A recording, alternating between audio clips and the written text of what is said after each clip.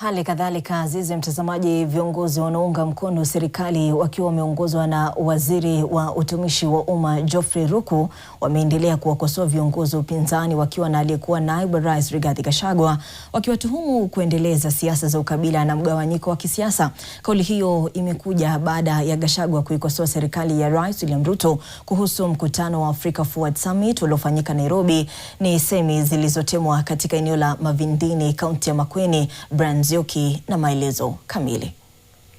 Kile kilichopangwa kuwa zoezi la kugawa msaada wa chakula kwa wakazi wa Mavindini kimegeuka kuwa jukwaa la mjadala mkali wa kisiasa dhidi ya upinzani. Ati anasema marais zaidi ya 40 pale Nairobi wanapoteza wakati. Tunamwambia tukiwa hapa Kome ya Makueni, wewe upelekwe shule uweze kunjua kitu inaitwa diplomasia ni nini. Wewe urudi shule usome, na inaonekana ya kwamba hauwezi ongoza nchi yoyote. Viongozi hao wamesisitiza kuwa Rais William Ruto ana mpango wa kuboresha maisha ya wananchi kupitia ushirikiano wa kimataifa, hasa baada ya kukutana na viongozi mbalimbali wa bara la Afrika.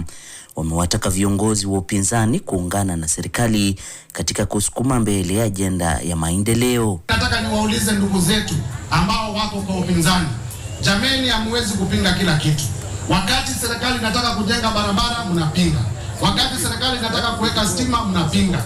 Jana marais karibu 25 wakiongozwa na rais wa nchi ya Ufaransa wamekuwa hapa Kenya, tukiongea jinsi tutapata ufadhili ndio tuweze kutatua shida za maji, tuweze kutatua shida za maendeleo ya Wakenya. Wao tukifanya hivyo, nyinyi mnaweka press conference, nyinyi mnapanga maandamano ya kupinga. Waziri Geoffrey Ruku amesema serikali imepata ufadhili wa kukamilisha mradi wa bwawa la Thwake ambao umedumu kwa zaidi ya miaka 10 ukitekelezwa.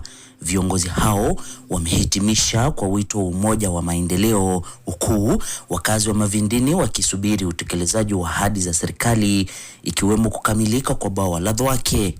Pesa ametafuta imepatikana. Contractor hii mwezi ambayo inakuja atakuwa pale Thwake Dam kuhakikisha kwamba miezi 6 itakuwa imeisha, damu iwekwe maji, wananchi hapa Ukambani waweze kupata maendeleo. Nzioki, NTV.